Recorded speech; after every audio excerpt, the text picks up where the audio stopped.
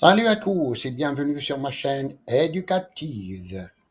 Aujourd'hui, on se plonge dans une œuvre incontournable du théâtre français Antigone de Jean Anouilh.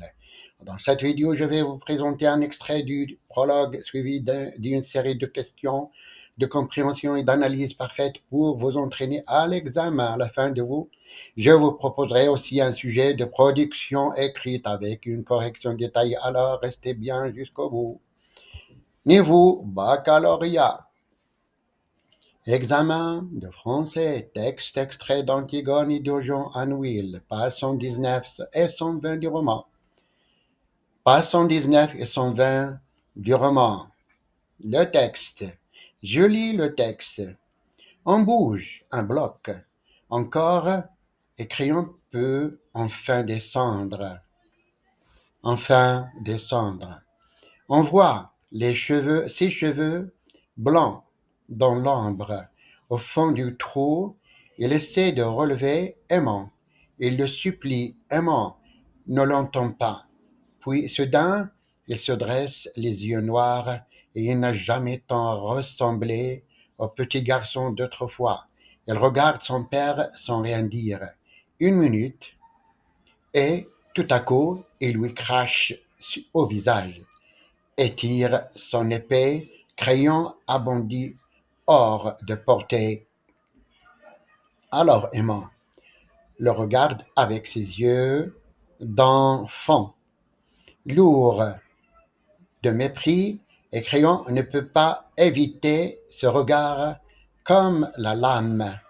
Emma regarde ce vieil homme tremblant à l'autre bout de la caverne et, sans rien dire, il se plonge l'épée dans le ventre et il s'étend contre Antigone, l'embrassant dans une immense flaque rouge. Crayon entre avec son page, il les a fait coucher l'un après de l'autre. Enfin, ils sont lavés. Maintenant, reposés, ils sont seulement un peu pâles, mais si calmes. Deux amants, au lendemain de la première nuit, ils ont fini, eux, le cher. Pas toi, criant, il te reste encore quelque chose à apprendre.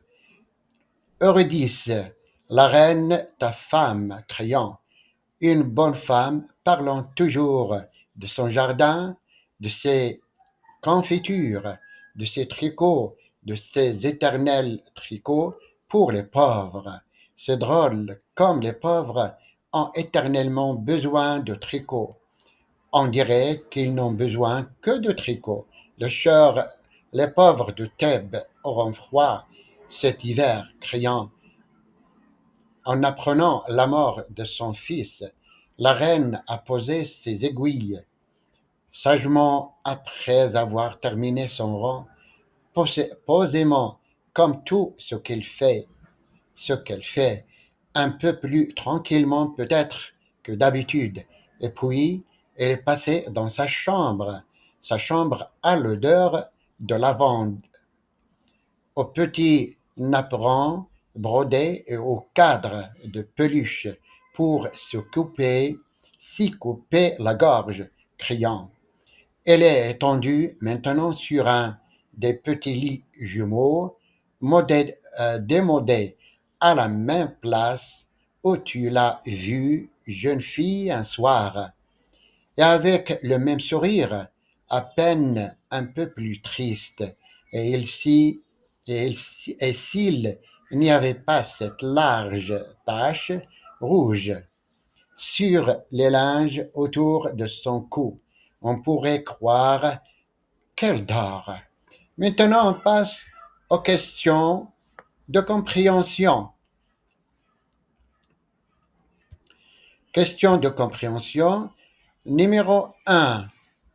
Quel personnage est mentionné au début du texte et quel détail physique est mis en évidence? Question 1. Quel personnage est mentionné au début du texte et quel détail physique est mis en évidence? est mise en évidence? La réponse. Au début du texte, le personnage mentionné est crayon. Le détail physique mis en évidence est ses cheveux blancs. La question 2. Quelle image contraste avec la réalité tragique décrite à la fin du texte? Question 2.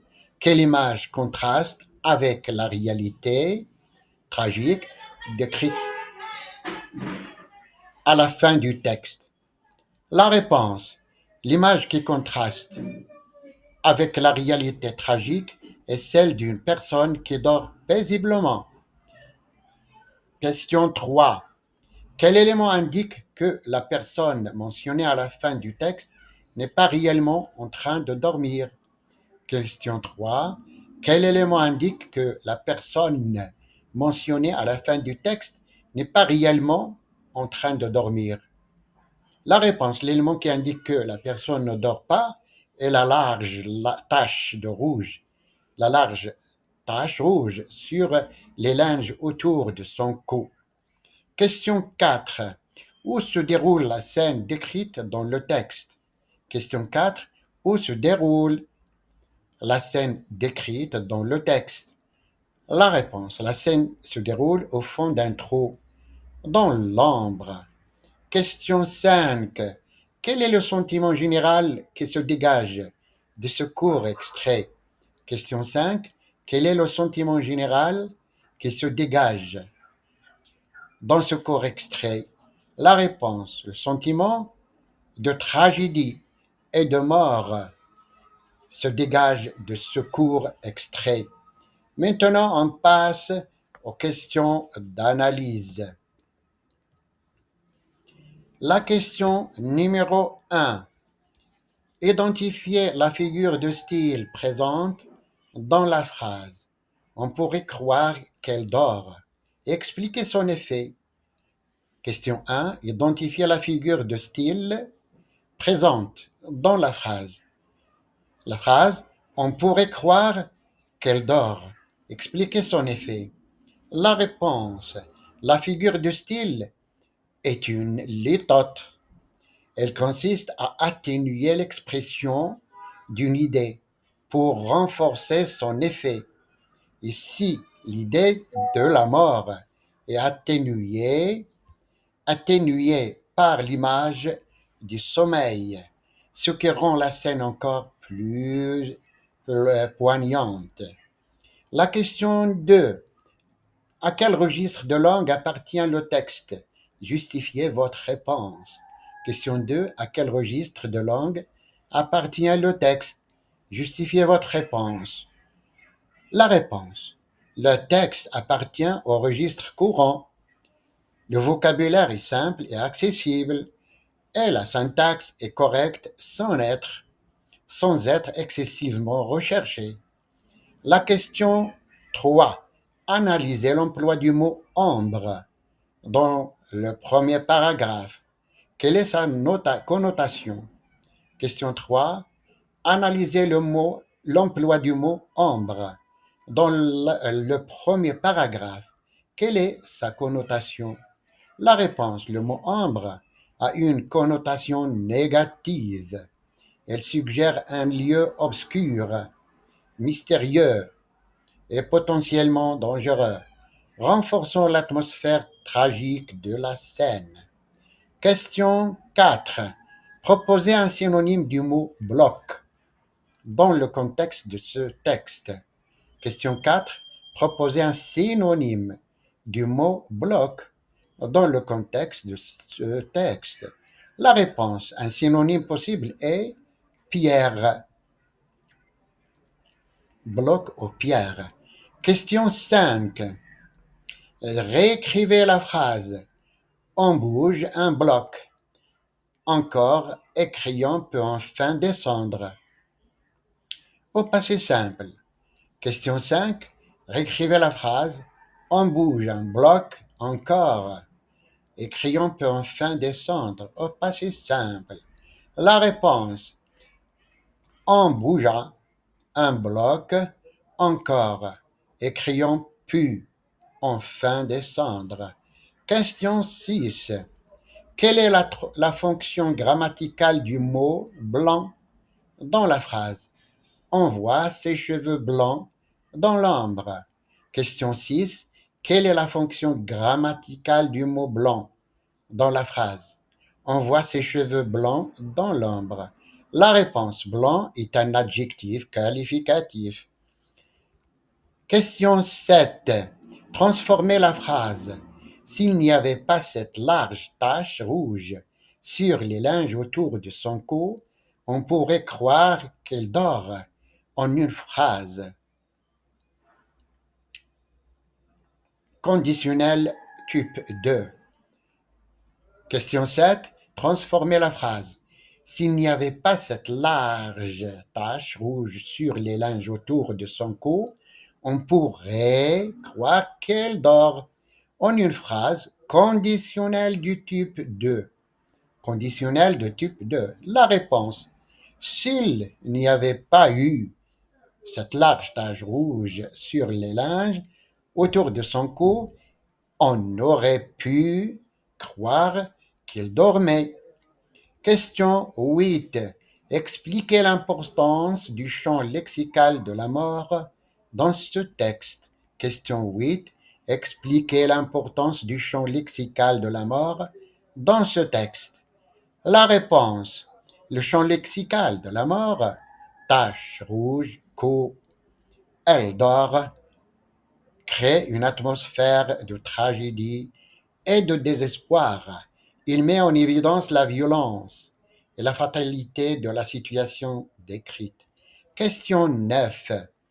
Identifiez le type de phrase dans et s'il n'y avait pas cette large tache rouge sur les linges autour de son cou, on pourrait croire qu'elle dort. Question 9. Identifiez le type de phrase dans et s'il n'y avait pas cette tache rouge sur les linges autour de son cou, on pourrait croire qu'elle dort. La réponse, il s'agit d'une phrase complexe conditionnelle. Il s'agit d'une phrase complexe conditionnelle. Question 10. Quel est l'impact de la brièveté du texte sur le lecteur? Question 10. Quel est l'impact de la brièveté du texte sur le lecteur?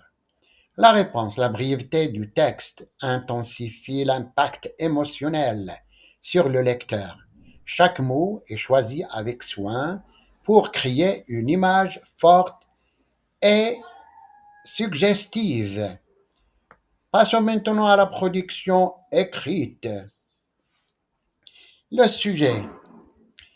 La mort est-elle une fin ou une transformation? Dans un texte argumentatif, développez votre point de vue en vous appuyant sur des exemples littéraires ou des expériences personnelles. Je répète le sujet. La mort est-elle une fin ou une transformation? Dans un texte argumentatif, développez votre point de vue en vous appuyant sur des exemples littéraires ou des expériences personnelles. Les critères de correction, la conformité à la consigne, cohérence de l'argumentation, organisation du texte, correction de la langue, mise en page et ponctuation. Passons maintenant à la correction de la production écrite possible. La mort, ultime étape de l'existence, fascine et terrifie l'humanité depuis toujours. Est-elle une simple fin, le néant absolu marquant la cessation de toute existence, ou représente-t-elle une transformation, un passage vers un autre état, une autre dimension? Cette question, fondamentale au cœur de nombreuses philosophies et religions, mérite une analyse approfondie. Le premier argument en faveur de la mort comme une fin réside dans la constatation biologique et scientifique. La mort définie par l'arrêt irréversible des fonctions vitales signifie la décomposition du corps et la cessation de toute activité cérébrale. Dans cette perspective matérialiste, la conscience s'éteint avec le corps et il ne subsiste rien après la mort. De plus, certaines expériences personnelles, comme la perte d'un être cher, peuvent renforcer cette vision. Le deuil, la douleur et l'absence tangible de la personne disparue témoignent de la réalité implacable de la fin. Cependant, une autre perspective envisage la mort comme une transformation. De nombreuses cultures et religions postulent l'existence d'une vie après la mort, sous différentes formes, réincarnation, paradis, enfer, etc. Ces croyances offrent un réconfort face à l'angoisse de la mort et donnent un sens à l'existence terrestre. Par ailleurs, l'impact laisse derrière elles peuvent être considérées comme une forme de transformation, comme le souligne Antigone. Même après la mort, on peut continuer à poser des questions et à refuser ce que l'on aime, ce que l'on n'aime pas. En conclusion, la question de savoir si la mort est une fin ou une transformation reste ouverte et sujette à interprétation personnelle. Si la science tend à la considérer comme une fin biologique, les croyances spirituelles et l'expérience humaine suggèrent la possibilité d'une transformation. En fin de compte, c'est à chacun de choisir sa propre réponse en propre de ses convictions, de ses valeurs et de son vécu. L'importance est peut-être de vivre pleinement sa vie en laissant une empreinte positive afin que la mort ne soit pas perçue comme une simple disparition, mais comme un passage vers quelque chose de différent. C'est fini. J'espère que cette vidéo vous a aidé à mieux comprendre cet extrait d'Antigone et à vous préparer efficacement pour votre examen. Likez, abonnez-vous et activez la cloche pour ne rien manquer des prochaines vidéos. À très bientôt sur la chaîne éducative.